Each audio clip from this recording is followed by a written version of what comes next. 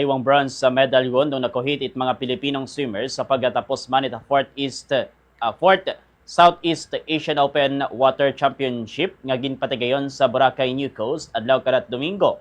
Nakaangkon ita bronze sa medal si G. Angela Micaela Talusig sa women's 20 and above division matapos maglista ita oras nga 1 hour and 18 minutes ag 57 seconds.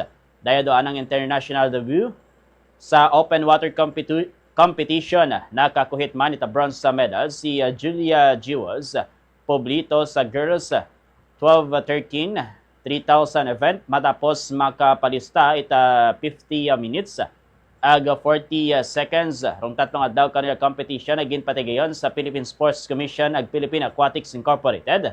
Kamanaman sanctioned in Southeast Asian Swimming Federation.